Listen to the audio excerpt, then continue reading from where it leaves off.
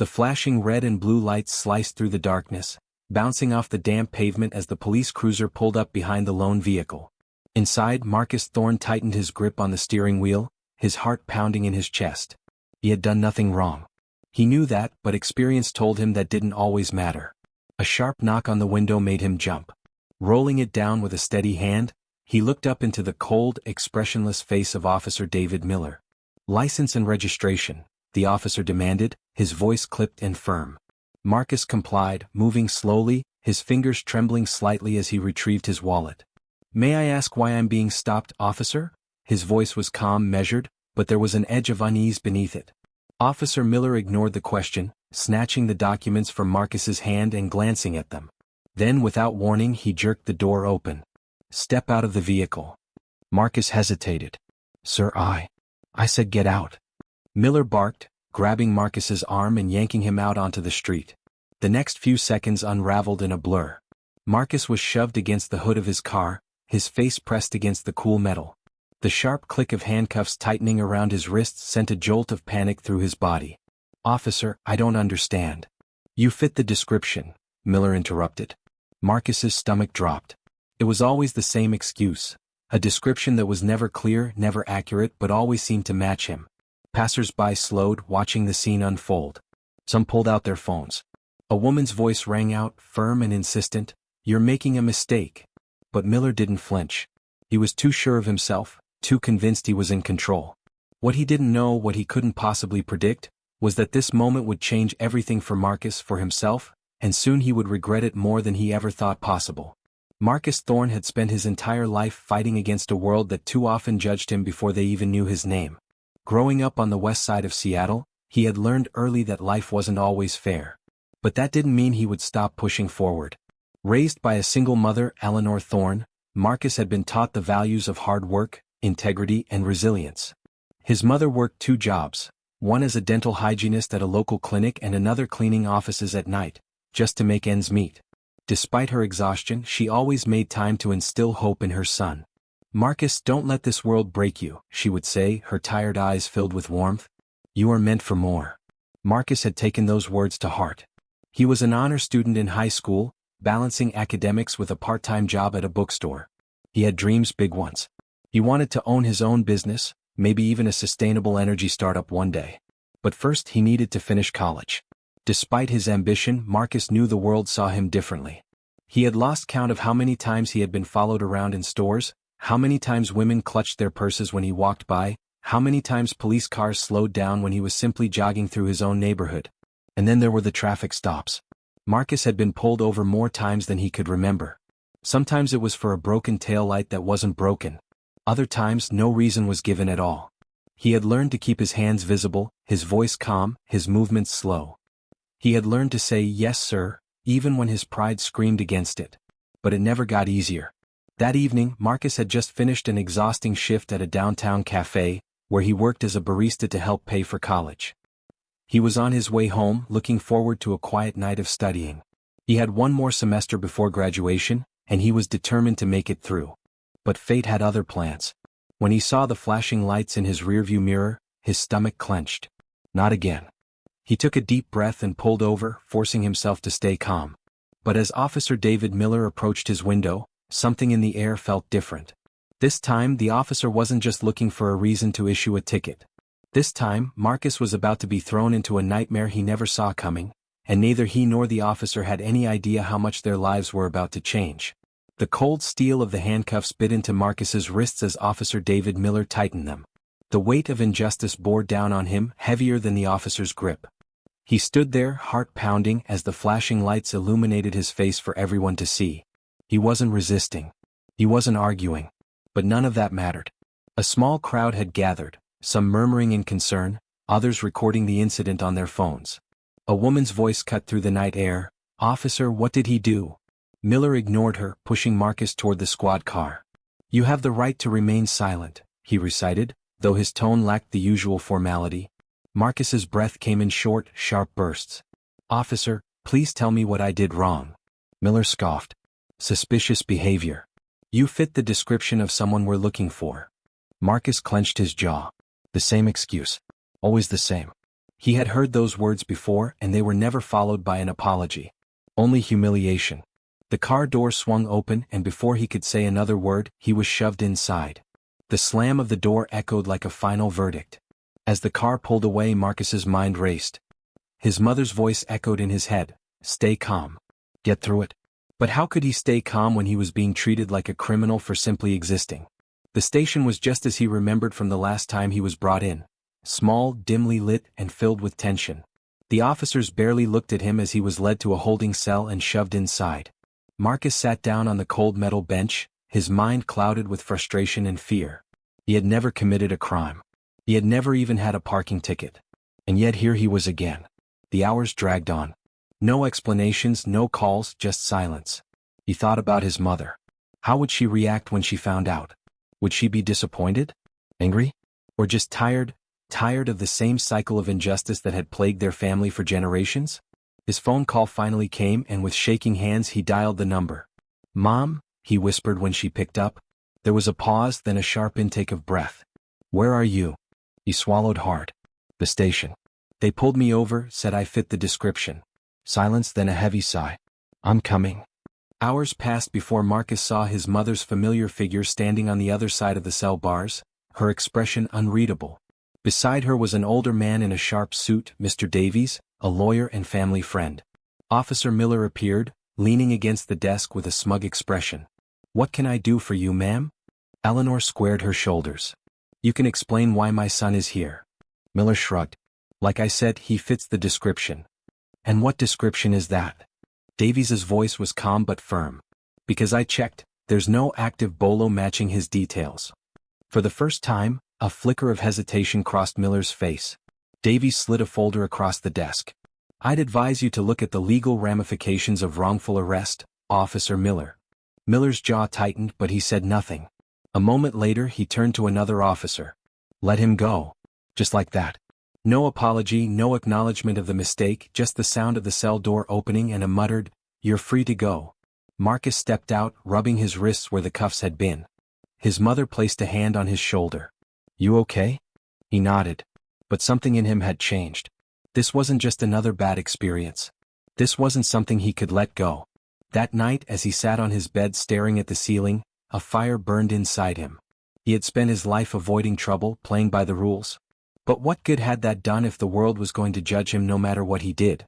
Then he was going to make sure his voice was heard. Marcus wasn't just going to move on from this. He was going to fight back. Marcus sat in his small apartment, staring at the ceiling, his mind racing. He had spent years following the rules, staying out of trouble, believing that if he worked hard enough, the world would reward him. But now, after yet another wrongful arrest, the truth had never been clearer. The system wasn't built for people like him. His mother had always told him to keep his head down, to survive. But surviving wasn't enough anymore. He wanted to live without fear, without being seen as a suspect the moment he stepped outside. His phone vibrated on the nightstand. Message from his best friend Leo. "Bro, I saw the video. This ain't right. You gotta do something." Marcus sighed. The video. Within hours of his release, the footage of his arrest had gone viral. The woman who had filmed it had posted it online, and it spread like wildfire. People were outraged. The comments were filled with anger, support, and calls for justice. Then another text came in, this time from an unknown number. "Mr. Thorne, my name is Sarah Green. I'm a journalist with the Chronicle. I'd love to speak with you about your experience." Marcus hesitated. He had always avoided attention. The idea of speaking out made him uneasy. But then he remembered the cold metal of the handcuffs. The smug look on Officer Miller's face. The fear in his mother's eyes. He took a deep breath and typed a response, "I'll talk." The next day Marcus met Sarah at a small cafe downtown. She was a sharp, no-nonsense reporter who had covered cases of police misconduct before. She listened intently as he recounted the arrest, taking notes, her face unreadable. Finally she looked up. "Marcus, this is a powerful story, but it's more than just about you. This happens all the time and most people never speak out. Are you ready for what comes with this?" Marcus exhaled. "I don't know, but I know I can't stay silent anymore." The article went live the following week. Wrongfully arrested, a college student's fight for justice. It wasn't just a story. It was a call to action. People rallied behind him, demanding answers. Activists reached out, offering their support. And then came the biggest shock of all. The mayor's office called. Marcus was invited to a town hall meeting where city officials and police representatives would discuss the growing concerns over racial profiling. He didn't know what to expect, but he knew he had to go. When he arrived, the tension in the room was palpable. A panel of officials sat at the front, including Chief of Police Arthur Jenkins and, to Marcus's surprise, Officer David Miller. Marcus took a seat, his hands clenched into fists. This was the man who had humiliated him, who had treated him like a criminal for no reason. And now he had to sit across from him as if they were equals. The discussion began, and one by one, people shared their experiences. Stories like Marcus's, stories even worse. The crowd listened intently, emotions running high. Then the moderator turned to Marcus. "Mr. Thorne, would you like to speak?" Marcus's heart pounded. This was his moment. He stood, scanning the faces in the room. "When I was arrested that night, I realized something," he began, his voice steady but filled with emotion. "It didn't matter that I was a college student. It didn't matter that I worked hard, that I never broke the law. To Officer Miller, I was guilty the second he saw me. And the worst part? It's not just me. It's happening every day." He turned to Miller, locking eyes with him. "You never even saw me as a person, did you?" For the first time, Miller looked uncomfortable. He cleared his throat but said nothing. Marcus continued, "I could have stayed quiet. I could have let this be another story that gets buried. But I won't, because this isn't just about me. It's about every black man who's been told his life doesn't matter, and I refuse to accept that." The room erupted in applause. People stood, cheering, some with tears in their eyes. Marcus sat down, his hands shaking. He had never spoken like that before, but it felt right. The aftermath was overwhelming. News outlets wanted to interview him. Civil rights organizations reached out, asking him to speak at rallies. And most importantly, the mayor's office announced an internal investigation into the police department's profiling practices. But Marcus knew this was just the beginning. He wasn't just going to speak, he was going to act. That night he made a decision that would change everything. He was going to become a lawyer. Not just for himself, for every person who had ever been silenced. Marcus had always dreamed of making a difference. But until that night he had no idea how powerful his voice could be. The town hall speech had changed everything. For weeks his phone didn't stop ringing. Activists, attorneys, students, even celebrities reached out, expressing their support. His story was now a symbol, a wake-up call for those who had ignored the problem for too long. But Marcus wasn't interested in being a fleeting headline. He wanted real change. He quit his cafe job and threw himself into activism, working with civil rights organizations to challenge police misconduct. He gave speeches, organized protests, and lobbied for police reform policies. Still, he knew that real change happened in courtrooms and legislative chambers, not just in the streets. And so, 1 year after his wrongful arrest, Marcus Thorne enrolled in law school. Law school was grueling. The long nights, endless reading, and intense debates pushed Marcus harder than anything ever had before. But every time exhaustion crept in, he thought about his arrest, about his mother's tired eyes, about every innocent black man who had been cuffed, thrown into a police car, and left without answers. This wasn't just school for him, it was war. Professors took notice. His passion was undeniable. He wasn't just studying legal theory, he was preparing for battle.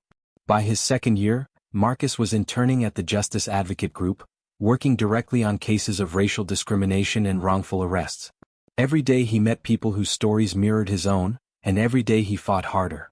Then, during his final year, Marcus received a case that would test everything he had learned. A young black man, Daniel Peterson, had been arrested under circumstances nearly identical to Marcus's.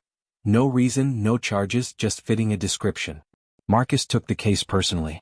The courtroom was silent as Marcus stood across from the arresting officer, Officer David Miller, the same man who had thrown Marcus into the back of a squad car years ago. But this time things were different. Marcus was no longer a powerless college student. He was attorney Marcus Thorne. Calm and composed, he walked up to the witness stand. Miller avoided his gaze, but Marcus wasn't letting him off the hook.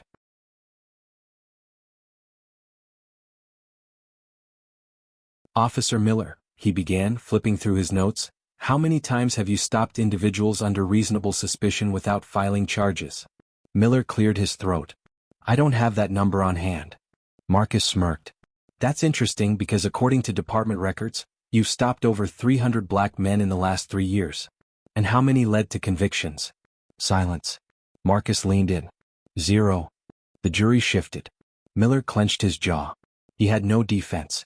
By the end of the trial, Daniel Peterson was cleared of all charges, and the court launched an official review of Miller's history of racial profiling.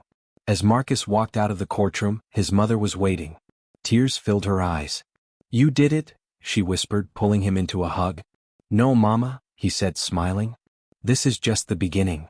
Marcus went on to open his own law firm, Thorne Legal Advocacy, dedicated to fighting wrongful arrests and racial discrimination. Within 5 years, his firm had helped over 200 wrongly accused individuals walk free. His story became a symbol of transformation, a reminder that adversity could be turned into purpose. And as he stood in a packed auditorium, delivering a speech to the next generation of law students, he ended with the words that had carried him through: "Don't let this world break you. You are meant for more." Marcus Thorne's journey was never about just one wrongful arrest. It was about a system that had failed too many for too long, and a young man who refused to be another statistic. He could have let anger consume him. He could have walked away beaten down by injustice. But instead he stood up, fought back, and changed the course of his life. And now he fights for others. But Marcus's story isn't unique. There are thousands like him. People facing injustice, struggling to be seen, fighting for their chance to be heard. Maybe you're one of them. Maybe you've been told that the odds are stacked against you, that your voice doesn't matter, that no matter how hard you try, the world won't let you succeed. But let Marcus's story be a reminder: you are not powerless. You are not alone. You have the strength to rise, to fight, to demand the respect and justice you deserve. So don't wait for permission. Don't wait for the world to change. Be the one who changes it. Speak up. Stand tall.